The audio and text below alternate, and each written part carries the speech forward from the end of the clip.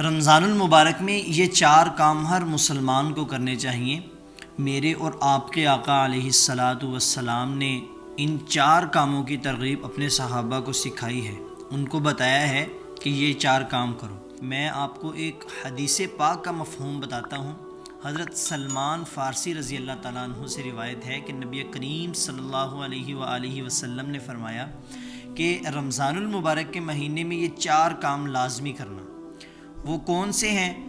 ان میں سے دو کام ایسے ہیں جن سے اللہ راضی ہوتا ہے، جو اللہ کو راضی کرتے ہیں۔ اگر آپ وہ دو کام کریں گے تو پھر آپ سے اللہ راضی ہوگا۔ اور دو کام ایسے ہیں کہ جن کے بغیر آپ کی نجات نہیں ہے، آپ کا گزارا نہیں ہے۔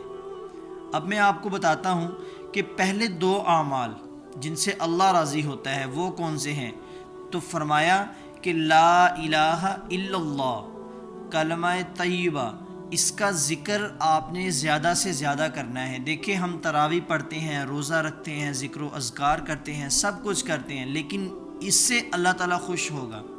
اور ایک حدیث کا مفہوم ہے افضل الذکر لا الہ، سب سے افضل ذکر کون سا ہے؟ لا الہ الا اللہ، لا الہ الا اللہ۔ تو آپ اس کا جو ورد ہے اس کا ذکر لازمی کیا کریں، زیادہ مرتبہ نہیں، کم از کم 100 مرتبہ، یہ جتنی آپ کے اندر کیپیسٹی ہے آپ اس کو لازمی پڑھیں۔ اس سے جو ہے اللہ تعالی ہم سے راضی ہوگا۔ اور دوسرا عمل کون سا ہے؟ دوسرا عمل یہ ہے کہ آپ استغفار کریں، استغفار لازمی کریں۔ نبی کریم صلی اللہ علیہ وآلہ وسلم جو بالکل گناہوں سے پاک تھے، انہوں نے فرمایا کہ میں بھی روزانہ 70 مرتبہ اللہ سے استغفار کرتا ہوں۔ لیکن دیکھیں آج ہم کس طرح گناہوں کے اندر گم ہیں، تو ہمیں کتنی زیادہ استغفار کی ضرورت ہے۔ جو دوسرا کام ہے وہ ہے استغفار، اللہ رب العزت سے استغفار کریں۔ آپ رمضان میں اور بھی کام، کافی نیک کام کرتے ہیں، لیکن اللہ رب العزت سے استغفار بھی کریں۔ اور اب ہم آتے ہیں دوسرے دو کاموں کی طرف جن کے بغیر ہمارا گزارا نہیں ہے۔ وہ یہ ہیں کہ اللہ رب العزت سے جنت کا سوال کریں۔ کوئی بھی عبادت کر کے ہٹے ہیں، افطار کے وقت، قرآن پڑھنے کے بعد، نماز کے بعد، نماز تراویح کے بعد، جب بھی آپ کا دل کرے اللہ رب العزت سے دعا کرے کہ یا اللہ مجھے جنت الفردوس میں اعلیٰ مقام عطا فرما، گڑ گڑا کر اللہ سے جنت کا سوال کریں۔